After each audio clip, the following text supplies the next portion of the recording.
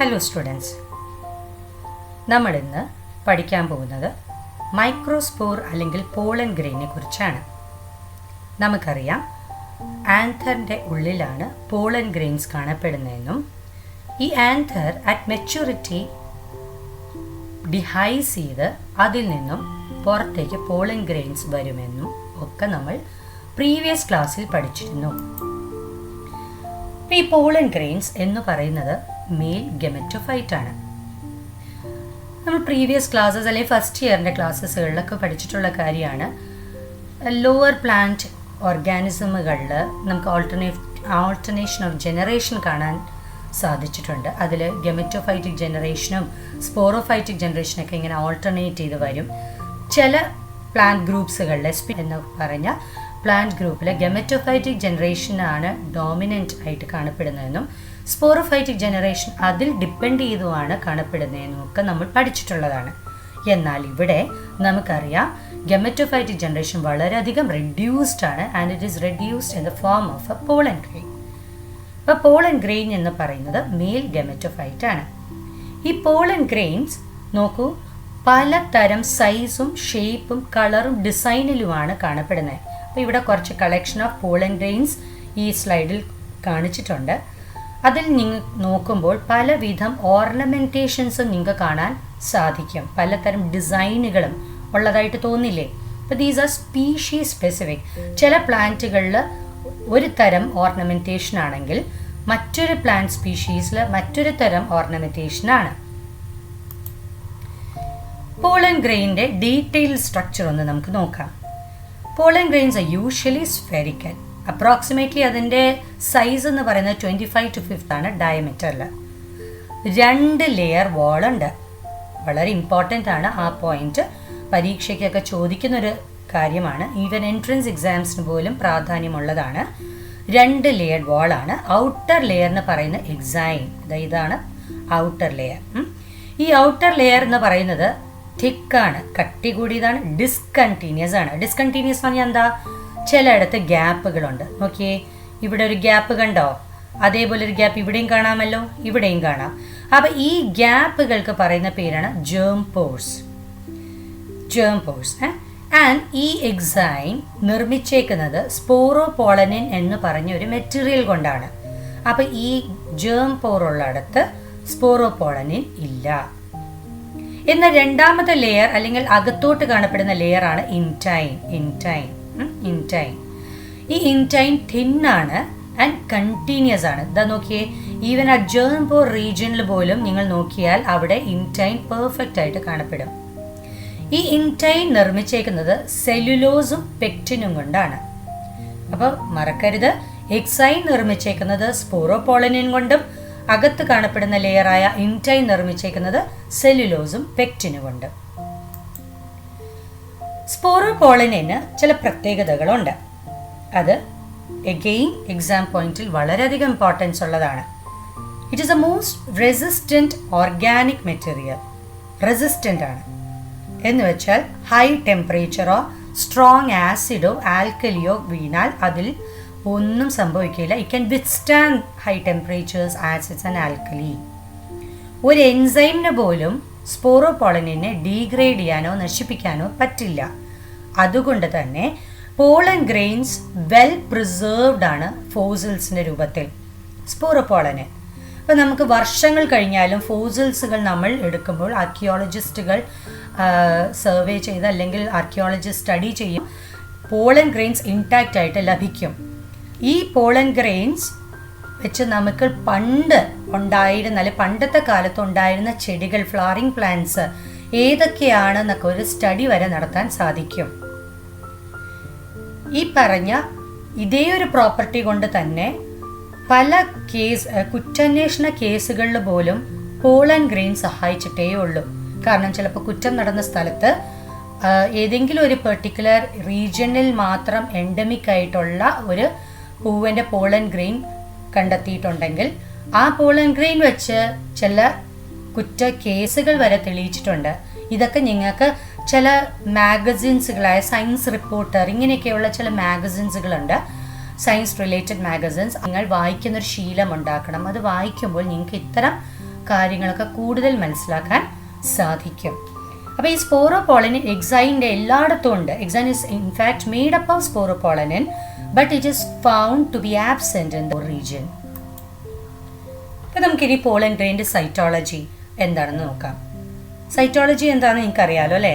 The study of cell. അപ്പോൾ സെല്ലിൻ്റെ സൈറ്റോളജിയാണ് നമ്മൾ നോക്കുന്നത്. പോളൻ ഗ്രെയിൻ ഏതൊരു സെല്ലിനെയും സറൗണ്ട് ചെയ്യുന്ന പ്ലാസ്മ മെംബ്രെയിൻ എന്ന് പറയുന്നത് പോലെ pollen grain is also surrounded by plasma membrane. മെച്യൂരിറ്റിയിൽ പോളൻ ഗ്രെയിനകത്ത് 2 തരം സെല്ലുകൾ കാണപ്പെടും. ഒന്ന് വെജിറ്റേറ്റീവ് സെല്ലും മറ്റൊന്ന് ജനറേറ്റീവ് സെല്ലും. ശ്രദ്ധിക്കുക, 2 തരം സെൽസ് ആണ് പോളൻ ഗ്രെയിൻസിനുള്ളിൽ കാണപ്പെടുന്നത്, വെജിറ്റേറ്റീവ് സെല്ലും ജനറേറ്റീവ് സെല്ലും. Vegetative cell is larger, it is bigger. അതിനെ ട്യൂബ് സെൽ എന്നും പറയും. It contains abundant reserve food material and the most peculiar aspect is it has an irregularly shaped nucleus. ഒരു കൃത്യമായൊരു shape. സാധാരണഗതിയിൽ കോശമർമ്മം അല്ലെങ്കിൽ ന്യൂക്ലിയസ് എന്നൊക്കെ പറയുന്നത് നമ്മൾ യൂഷ്വലി സ്ഫെരിക്കൽ എന്നാണ് പറയുന്നത് അല്ലേ? ബട്ട് ഇവിടെ അങ്ങനെയല്ല, it is irregularly shaped nucleus. എന്നിട്ട് അതിൻ്റെ ഉള്ളിൽ ഈ വെജിറ്റേറ്റീവ് സെല്ലിൽ ഫ്ലോട്ട് ചെയ്ത് കിടക്കുന്നതായിട്ട് കാണപ്പെടുന്നതാണ് എ സ്മോളർ ജനറേറ്റീവ് സെൽ. ഈ ജനറേറ്റീവ് സെല്ലിൻ്റെ ഷേപ്പ് സ്പിൻഡിൽ ഷേപ്ഡ് ആണ്. അത് നോക്കിയേ, ടാപ്പറിങ് അറ്റ് ബോത്ത് എൻഡ്സ്. 2 സ്ഥലത്ത് 2 വശത്തേക്കും നാരോ ഔട്ട് ചെയ്യുന്ന ഒരു ഷേപ്പിന് പറയുന്ന പേരാണ് സ്പിൻഡിൽ ഷേപ്പ്. അപ്പോൾ അങ്ങനത്തെ ഷേപ്പ് ഉള്ള ഒരു സെല്ലാണ് ജനറേറ്റീവ് സെൽ. അപ്പോൾ പോളൻ ഗ്രെയിനിൽ 2 തരം സെല്ലുണ്ട്, vegetative cell or tube cell and the other one is generative cell. Vegetative cell larger ആണ്, ഇറഗുലർ ഷേപ്ഡ് ന്യൂക്ലിയസ് ആണ്, അബൻഡന്റ് ഫുഡ് മെറ്റീരിയൽസുകൾ ഉണ്ട്.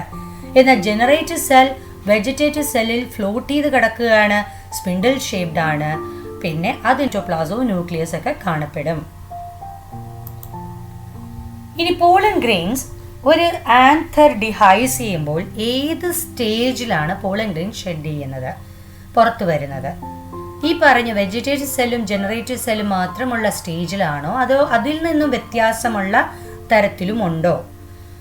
60% ആൻജിയോസ്പേംസുകൾ പോളൻ ഗ്രെയിൻസ് ഷെഡ് ചെയ്യുന്ന 2 സെൽ സ്റ്റേജിലാണ്. ദാറ്റ് മീൻസ് ഞാൻ നേരത്തെ സൂചിപ്പിച്ചതുപോലെ വെജിറ്റേറ്റീവ് സെല്ലും ജനറേറ്റീവ് സെൽ എന്നുള്ള 2 സെൽ ഉൾപ്പെടുന്ന ഒരു 2 സെൽ സ്റ്റേജിലാണ് പോളൻ ഗ്രെയിൻസുകൾ ഷെഡ് ചെയ്യുന്നത്. എന്നാൽ 40% ആൻജിയോസ്പേംസുകളിൽ pollen grains are shed in the 3 cell stage. അപ്പോൾ ഈ 3 സെൽസ് എവിടെ നിന്ന് വന്നു? അവിടെ ജനറേറ്റീവ് സെൽ മൈറ്റോട്ടിക് ഡിവിഷൻ നടത്തി 2 മെയിൽ ഗമെറ്റുകൾ ഫോം ചെയ്യും. ഈ 2 മെയിൽ ഗമെറ്റും വെജിറ്റേറ്റീവ് സെല്ലും 2 കൂടെ ചേർത്ത് 3 സെല്ലായിട്ട് കാണപ്പെടും. അപ്പോൾ ഈ ചിത്രത്തിൽ നോക്കിയേ, ഇവിടെ ആ യെല്ലോ കളർ സ്ട്രക്ചർ കളർ കാണിച്ചിരിക്കുന്നത് നിങ്ങൾക്ക് ഡിസ്റ്റിങ്വിഷ് ചെയ്യാനുള്ള എളുപ്പത്തിനാണ്. ഈ യെല്ലോ കളറിൽ കാണിച്ചിരിക്കുന്ന vegetative cell or tube cell, അതിൻ്റെ ന്യൂക്ലിയസ് ആണ് ബ്ലൂവിൽ കാണിച്ചിരിക്കുന്നത്. അതിൽ ഫ്ലോട്ട് ചെയ്ത് കിടക്കുന്ന സ്പിൻഡിൽ ഷേപ്പ് സെല്ലാണ് ജനറേറ്റീവ് സെല്ലും, അതിൻ്റെ അകത്ത് ബ്ലാക്ക് കളറിൽ ഇൻഡിക്കേറ്റ് ചെയ്തിരിക്കുന്ന ജനറേറ്റീവ് സെല്ലിൻ്റെ ന്യൂക്ലിയസ് ആണ്. അപ്പം ഇങ്ങനെ 2 സെൽ സ്റ്റേജിൽ റിലീസ് ചെയ്യുകയാണെങ്കിൽ അത് ബൈസെല്ലുലർ പോളൻ എന്നാണ് പറയുന്നത്. എന്നാൽ ചില case that is 40% angiosperm cell further divide ചെയ്യും to form the male gamete, 2 male gametes mitotic ഡിവിഷനിലൂടെ. അങ്ങനെ വരുമ്പോൾ അവിടെ ഈ വെജിറ്റേറ്റീവ് സെല്ലും പ്ലസ് 2 മെയിൽ ഗമെറ്റ്സും കൂടെ ചേർത്ത് 3 സെൽസ് കാണും. That is the tricellular pollens. Pollen grain എന്തെങ്കിലും വാണിജ്യപരമായി പ്രാധാന്യമുണ്ടോ? നമുക്ക് നോക്കാം. Pollen grains are rich in nutrients. അതുകൊണ്ടാണല്ലോ ഇൻസെക്ട്സുകളും ചെറിയ ചെറിയ പക്ഷികളും മക്കളെ വിസിറ്റ് ചെയ്യുന്നത് അല്ലേ? തേൻ കുടിക്കാനും പൂമ്പൊടി അവരുടെ ഭക്ഷ്യവസ്തുവായിട്ട് ഉപയോഗിക്കാനും വേണ്ടിയിട്ടാണ്. എന്നാൽ ഈ പോളൻ ഗ്രെയിൻ ഒന്ന് മനസ്സിലാക്കണം, ഇൻസെക്ട്സിനും ബേർഡ്സിനും മാത്രമല്ല മനുഷ്യർക്കും അത് ഫുഡ് സപ്ലിമെൻ്റ് ആയിട്ട് ഉപയോഗിക്കാം എന്നുള്ള കണ്ടെത്തിയിട്ടുണ്ട്. അതുകൊണ്ട് തന്നെ ഇപ്പോൾ പല ബ്രാൻഡുകളിലും ബി പോളൻ എന്നുള്ള പോളൻ ടാബ്ലറ്റ്സുകളും അതേപോലെ പോളൻ സിറപ്സും അവൈലബിൾ ആണ്. കൂടുതലും ഇന്റർനാഷണൽ മാർക്കറ്റിലാണ് അത് കൂടുതൽ പോപ്പുലാരിറ്റിയിലുള്ളത്. പക്ഷേ it is in vogue or it is in use. അതേപോലെ തന്നെ പോളൻ കൺസംഷൻ എന്ന് പറയുന്നത് അത്ലീറ്റ്സുകളുടെയും റേസ് ഹോഴ്സസിൻ്റെ പെർഫോമൻസിനെ കൂട്ടാൻ സഹായിച്ചിട്ടുണ്ടെന്ന് കണ്ടെത്തൽ നടത്തിയിട്ടുണ്ട്. പോളൻ ഗ്രെയിൻസിന് ഗുണം മാത്രമേ ഉള്ളൂ or does it have any negative impact? Of course negative impact ഉണ്ട്. പോളൻ ഗ്രെയിൻ ഏറ്റവും കൂടുതൽ അലർജീസ് ക്രിയേറ്റ് ചെയ്യുന്ന ഒരു വസ്തുവാണ്. നമുക്കറിയാം, നമ്മളൊരു പൂവിനെ കണ്ടു കഴിഞ്ഞാൽ ഉടൻ തന്നെ അതിൻ്റെ ഭംഗി നമുക്ക് ഇഷ്ടപ്പെട്ട് കഴിഞ്ഞാൽ next thing what we do is we go and smell it. അപ്പോൾ നമ്മൾ സ്മെൽ ചെയ്യുമ്പോൾ പലവർക്കും ഉണ്ടായ ഒരു വ്യക്തിപരമായ അനുഭവമായിരിക്കും നമ്മൾ ഉടനെ തുമ്മും. Why do we sneeze? Because our body rejects it as a foreign substance. നമ്മുടെ ബോഡി ഡിഫെൻസ് മെക്കാനിസം വളരെയധികം ആക്റ്റീവായിട്ട് പെർഫോം ചെയ്യുന്നത് കൊണ്ട് നമ്മുടെ ഇമ്മ്യൂണിറ്റിയെ സഹായിക്കാൻ വേണ്ടിയിട്ട് നമ്മൾ അതിനെ റിജക്റ്റ് ചെയ്യാൻ വേണ്ടി നമ്മൾ തുമ്മും. അപ്പം അതേപോലെ ഈ പോളൻ ഗ്രെയിൻസുകൾ ചില ചെടികൾ നിറയെ പൂക്കുന്ന സമയത്ത്, നിറയെ ഫ്ലവർ ചെയ്യുന്ന സമയത്ത് അതിൻ്റെ പോളൻ ഗ്രെയിൻസുകൾ ഇത്തരം പ്രദേശങ്ങളിൽ chronic respiratory disorder like asthma, bronchitis ഒക്കെ വരുത്തുന്നതായിട്ട് കണ്ടെത്തിയിട്ടുണ്ട്. ഉദാഹരണത്തിന് അക്കേഷ്യ. നിങ്ങൾക്ക് ഈ ചിത്രത്തിൽ കാണാം. ഈ മരം നിങ്ങൾ പലയിടത്തും കണ്ടിട്ടുള്ളതായിരിക്കും അല്ലേ. നല്ല ഉയരം കൂടിയ വൃക്ഷങ്ങളാണ്. നിറയെ മഞ്ഞപ്പൂക്കൾ ഇങ്ങനെ പൂത്ത് നിൽക്കുന്ന കാണാം. നിറയെ തറയിലും ഒക്കെ വീണ് കിടക്കും. ചിലപ്പോൾ നമ്മൾ നടന്നു പോകുമ്പോൾ നമ്മുടെ തലമുടിയിലൊക്കെ ഇങ്ങനെ വീഴും.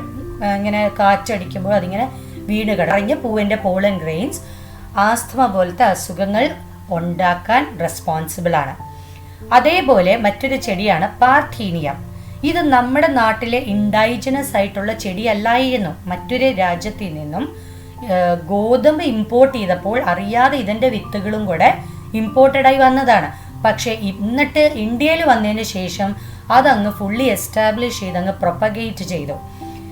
സോ മച്ച് സോ ദാറ്റ് ഇപ്പോൾ അത് ഇന്ത്യയിൽ പലയിടത്തും നമുക്ക് കാണാൻ പറ്റും. റെയിൽവേ ട്രാക്കുകളും പലയിടത്തും ഈ ബാരൻ ലാൻഡ്സുകളിലൊക്കെ നിറയെ വളർന്ന് നിൽക്കുന്നത് കാണാം. അതുപോലെ അത് ഫ്ലവർ ചെയ്യുമ്പോൾ സിമിലർലി അത് അലർജി അല്ലെങ്കിൽ ഇച്ചിങ് ഒക്കെ കോസ് ചെയ്യും. That is parthenium. അതിനെ കോമൺലി നമ്മൾ ക്യാരറ്റ് ഗ്രാസമാണ് ഇവിടെ താഴെ കൊടുത്തിരിക്കുന്നത്. ഇനി പോളൻ ഗ്രെയിൻസിന്റെ വയാബിലിറ്റി എന്താണെന്ന് നമുക്ക് നോക്കാം. What do you mean by viability? It is a period for which the pollen grains remain alive. എത്ര നാളത്തേക്ക് പോളൻ ഗ്രെയിൻസ് അലൈവ് ആയിട്ടിരിക്കുന്നു, അല്ലെങ്കിൽ അതിൻ്റെ വീര്യം അല്ലെങ്കിൽ അതിൻ്റെ റീപ്രൊഡക്റ്റീവ് കപ്പാസിറ്റി എത്ര നാൾ വരെ കാണും എന്നുള്ളതിനെയാണ് വയാബിലിറ്റി എന്ന് പറയുന്നത്. അത് ഒരേപോലെ അല്ല, ഓരോ ചെടികളാണ്. സ്പീഷീസ് ടു സ്പീഷീസ് അത് മാറും. ടു എ സർട്ടൻ എക്സ്റ്റെൻറ്റ് ഈ വയബിലിറ്റി ഡിപ്പെൻഡ് ചെയ്യുന്നത് എക്സിസ്റ്റ് ചെയ്യുന്ന ടെമ്പറേച്ചർ, പ്രിവെയിലിംഗ് ടെമ്പറേച്ചറോ ഹ്യൂമിഡിറ്റിനെ ഡിപ്പെൻഡ് ചെയ്തായിരിക്കും. നമുക്ക് കോമൺ സെൻസ് വെച്ച് തന്നെ അറിയാം, ഹൈ ടെമ്പറേച്ചറോ വെരി ലോ ഹ്യൂമിഡിറ്റിക്കോ ആണെങ്കിൽ പോളൻ ഗ്രെയിൻ ഉണങ്ങിപ്പോവും അല്ലേ. അപ്പോൾ ചില ചെടികളിൽ പോളൻ ഗ്രെയിൻ എന്ന് പറയുന്ന വെറും കൊണ്ട് അതിൻ്റെ വയബിലിറ്റി നഷ്ടപ്പെടുത്തി കളയും. അപ്പം അതുകൊണ്ട് തന്നെ അത് വളരെ വേഗത പൂവിൻ്റെ സ്റ്റിഗ്മയിൽ വന്ന് വീണാൽ മാത്രമേ അതിനുശേഷമുള്ള തുടർ പ്രവർത്തനങ്ങൾ, നമുക്ക് എന്താണ് തുടർ പ്രവർത്തനങ്ങൾ? ഫെർട്ടിലൈസേഷൻ. നമുക്കറിയാം പൂവ് എന്ന് പറയുന്ന റീപ്രൊഡക്റ്റീവ് ഓർഗൻ ആണെന്നും അതിൻ്റെ reproductive part, male reproductive part ആൻതറും ഫീമെയിൽ റീപ്രൊഡക്റ്റീവ് പാർട്ട് സ്റ്റിഗ്മയാണെന്നൊക്കെ നമ്മൾ നേരത്തെയുള്ള ക്ലാസ്സുകളിൽ പഠിച്ചു കഴിഞ്ഞു. അപ്പോൾ ഈ പരാഗണം നടക്കുന്നതിൻ്റെയൊക്കെ പുറകെയുള്ള ഉദ്ദേശം എന്ന് പറയുന്നതും ഈ പറഞ്ഞ ഈ റീപ്രൊഡക്ഷൻ പ്ലാന്റ്സുകളിൽ എഫക്റ്റ് ചെയ്യുക, സെക്ഷൽ റീപ്രൊഡക്ഷൻ ഇഫക്റ്റ് ചെയ്യുക എന്നുള്ളതാണ്. അപ്പോൾ ഈ പോളൻ ഗ്രെയിൻസ് ചില ചെടികളിൽ റിലീസ് ചെയ്ത് കഴിഞ്ഞ് 30 മിനിറ്റ്സിൻ്റെ ഉള്ളിൽ അതിൻ്റെ വയബിലിറ്റി നഷ്ടപ്പെടുകയാണെങ്കിൽ വളരെ വേഗതയോടെ അത് മറ്റൊരു പൂവിൻ്റെ സ്റ്റിഗ്മയിൽ, അതേ ഇനത്തിൽ പെടുന്ന അല്ലെങ്കിൽ അതേ സ്പീഷീസിൽ പെടുന്ന മറ്റൊരു പൂവിൻ്റെ സ്റ്റിഗ്മയിലോട്ട് വന്ന് വീഴണം. ഇത്തരം ചെടികൾ കൂടുതലും കാണുന്ന റൈസ്, വീറ്റ് ഇങ്ങനെയുള്ള ചെടികളിലാണ് ഇത്തരം പോളൻ ഗ്രെയിൻസുകൾ നമുക്ക് കാണാൻ. അതുകൊണ്ട് തന്നെയാണ് അവിടെ വളരെ വേഗതയിൽ പരാഗണം നടക്കാൻ വേണ്ടി എയർ പോളിനേഷൻ നടക്കുന്നത്. എന്നാൽ ചില ഫാമിലീസുകളിലെ വയബിലിറ്റി മാസങ്ങളോളം റീറ്റെയിൻ ചെയ്യപ്പെടും. ഉദാഹരണമാണ് റോസേസിയ ഫാമിലിയിലെ മെമ്പേഴ്സ്, ലെഗ്യൂമിനോസിയ ഫാമിലിയിലെ മെമ്പേഴ്സ്, സൊലാനേസിയ ഫാമിലിയിലെ മെമ്പേഴ്സ്. നമ്മൾ ലെഗ്യൂമിനേസിയെ പീ ഫാമിലിയാണെന്നും സൊലാനേസിയെ പൊട്ടേറ്റോ ഫാമിലിയാണെന്നൊക്കെ നമ്മൾ ഫസ്റ്റ് ഇയറിൽ പഠിച്ചിരുന്നു. ഒന്ന് ഓർത്ത് നോക്കിക്കോണേ. റോസേസിയ എന്ന് പറയുമ്പോൾ പേരിൽ തന്നെ എഴുതിയിട്ടുണ്ട് റോസ് ഫാമിലിയാണ്. ബട്ട് അതിൽ റോസ് മാത്രമല്ല വരുന്നത്, ആപ്പിൾ ഇതൊക്കെ വരുന്നത് റോസേസിയ ഫാമിലിയിലാണ്. ഇനി പോളൻ ബാങ്ക് എന്താണെന്ന് നമുക്ക് നോക്കാം. ബാങ്ക് എന്ന് പറയുമ്പോൾ എന്താണ്? നമ്മൾ അവിടെ പൈസ നിക്ഷേപിക്കുകയും ആവശ്യത്തിന് നമ്മൾ പൈസ എടുക്കുകയും ചെയ്യുന്ന ഒരു സ്ഥലമാണ് ബാങ്ക്. അപ്പോൾ പോളൻ ബാങ്ക് എന്താണ്? എക്സാക്ട്ലി നമ്മൾ പോളൻ നിക്ഷേപിക്കുകയും ആവശ്യത്തിന് നമ്മൾ പോളൻ എടുക്കുകയും ചെയ്യുന്ന ഒരു സ്ഥലമാണ് പോളൻ ബാങ്ക്. അപ്പോൾ ഈ പോളൻ ബാങ്കിൽ നമുക്ക് പോളൻ ഗ്രെയിൻസിനെ സ്റ്റോർ ചെയ്യാൻ പറ്റും, പ്രിസർവ് ചെയ്യാൻ പറ്റും. For many years. അപ്പോൾ അതെങ്ങനെയാണ് സ്റ്റോർ ചെയ്യുന്നത്? ലിക്വിഡ് നൈട്രോജനിലാണ് സ്റ്റോർ ചെയ്യുന്നത്. ലിക്വിഡ് നൈട്രോജൻ നമുക്കറിയാം -196°C ആണ് ലിക്വിഡ് നൈട്രോജൻ്റെ ടെമ്പറേച്ചർ. അപ്പോൾ അതിൽ നമുക്ക് എത്ര നാളുകൾ വേണമെങ്കിലും പോളൻ ഗ്രെയിൻസിനെ പ്രിസർവ് ചെയ്യാൻ പറ്റും. ഇതെന്തിനാണ് നമ്മൾ അങ്ങനെ ചെയ്യുന്നത്? വംശനാശം പെട്ട് നശിച്ചു പോകാതിരിക്കാൻ. നമുക്കറിയാം ഈ ഭൂമിയിൽ ഒരുപാട് തരം സസ്യങ്ങളും ജന്തുക്കളും ഒക്കെ ഉണ്ട്. അല്ലെങ്കിൽ പലതിൻ്റെയും ബെനിഫിറ്റ്സുകൾ നമ്മൾ കണ്ടുപിടിച്ച് വരുന്നതേ ഉള്ളൂ. അപ്പം ഈ പറഞ്ഞ പിൻകാലത്തായിരിക്കും ചിലപ്പോൾ ഒരു ചെടിയുടെ ഗുണമേന്മകൾ എന്തൊക്കെയെന്നുള്ള തിരിച്ചറിയുന്നത്. ഉദാഹരണത്തിന് നമുക്കറിയാം, അത് ഈ അടുത്ത കാലത്ത് പറഞ്ഞാൽ ഒരു 10-20 വർഷങ്ങൾക്ക് മുമ്പാണ് കസ്റ്റേർഡ് ആപ്പിളിൻ്റെ ഗുണം ക്യാൻസറിന് ഉണ്ടെന്നും ക്യാൻസറിനെ കമ്പാറ്റ് ചെയ്യാൻ വളരെയധികം സഹായിക്കുന്ന ഒരു ഫ്രൂട്ടാണ് കസ്റ്റേർഡ് ആപ്പിൾ എന്ന് തിരിച്ചറിഞ്ഞത്. അതേപോലെ തന്നെ ടേമറിക്, അതിനകത്തുള്ള ക്യൂർക്യുമിൻ എന്ന് പറഞ്ഞ ഒരു കമ്പോണൻറ്റ്, ഒരു ബയോളജിക്കൽ കമ്പോണൻറ്റ് ഇതേപോലെ ക്യാൻസറിനെ തടയാൻ സഹായിക്കും എന്നൊക്കെ തിരിച്ചറിയുന്നത് കുറച്ച് വർഷങ്ങൾക്ക് മുമ്പാണ്. അപ്പോൾ ഇതൊക്കെ എക്സ്റ്റിങ്ക്റ്റ് ആയി പോയാൽ എന്ത് ചെയ്യും? ഈ ചെടിയൊക്കെ നമുക്ക് പല ലൈഫ് സേവിങ് ഡ്രഗ്സ് ഉണ്ടാക്കാൻ ഉള്ള ചെടികളായിരിക്കും ചിലപ്പോൾ എക്സ്റ്റിങ്ക്റ്റ് ആയി പോകുന്നത്. ഇപ്പോൾ ഉദാഹരണത്തിന് നിങ്ങൾക്കറിയാം വിങ്ക റോസിയ, നിത്യകല്യാണി എന്ന് പറഞ്ഞ ഒരു ചെടിയുണ്ട്, പെരിവിങ്കിൾ എന്നൊക്കെ പറയും. പല പേരിലാണ് കേരളത്തിൽ അത് അറിയുന്നത്. അപ്പോൾ ആ ഒരു ചെടി, ഈ പറഞ്ഞ വിങ്ക റോസിയ എന്ന ചെടി, അതിൽ നിന്ന് കിട്ടുന്ന ബയോളജിക്കൽ കമ്പോണൻറ്റിൽ നിന്നാണ് ക്യാൻസർ ഡ്രഗ്സ് വരെ മാനുഫാക്ചർ ചെയ്യുന്നത്. അപ്പോൾ ഈ ചെടി എക്സ്റ്റിങ്ക്റ്റ് ആയിപ്പോയാൽ എന്ത് ചെയ്യും? അപ്പോൾ ബെറ്റർ എന്ന് പറയുന്നത് നമ്മൾ ഇത്തരം ചെടികളുടെ പോളൻ ഗ്രെയിൻസുകൾ നമ്മൾ എവിടെയെങ്കിലും പ്രിസർവ് ചെയ്ത് വെച്ച് കഴിഞ്ഞാൽ, ഈ എന്തെങ്കിലും കാരണം കൊണ്ട് ഒരു ചെടി നശിച്ചു പോയി എന്ന് വെച്ചോ, അങ്ങനെയാണെങ്കിൽ നമുക്ക് പിന്നീട് ഈ പോളൻ ഗ്രെയിനിൽ നിന്നും തന്നെ നമുക്കൊരു പുതിയ ചെടി ഡെവലപ്പ് ചെയ്തെടുക്കാൻ പറ്റും. ഇത് നമ്മൾ പിന്നീട് ഉള്ള ചാപ്റ്റേഴ്സിലോ അല്ലെങ്കിൽ ഹയർ ക്ലാസ്സസുകളിലോ ഒക്കെ നിങ്ങൾ പഠിക്കും. ടിഷ്യൂ കൾച്ചർ എന്നൊക്കെ പറഞ്ഞ പ്രോഗ്രാംസുകളുണ്ട്. ടിഷ്യൂ കൾച്ചർ പോലത്തെ കുറേ പ്രൊസീജിയേഴ്സുകൾ വഴി നമുക്ക് പോളൻ ഗ്രെയിൻ വരെ വേണമെങ്കിൽ ഒരു പുതിയ പ്ലാന്റിനെ ഡെവലപ്പ് ചെയ്തെടുക്കത്തക്കേ ഉള്ളൂ. അപ്പോൾ അതുകൊണ്ട് നമ്മൾ എന്ത് ചെയ്യണം? അതിനെ പ്രിസർവ് ചെയ്യാനും കൂടെ നമുക്ക് സാധിക്കണം. ഇതെല്ലാം ക്രോപ്പ് ബ്രീഡിംഗ് പ്രോഗ്രാംസിനൊക്കെ വളരെയധികം സഹായിക്കും. അപ്പോൾ ഇന്നത്തെ ക്ലാസ് എല്ലാവർക്കും മനസ്സിലായി എന്ന് വിശ്വസിക്കുന്നു. Will meet next time. Okay, thank U.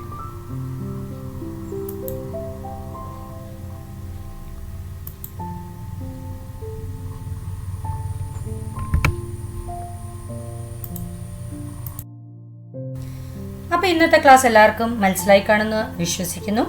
Will meet next time. Till then, thank you.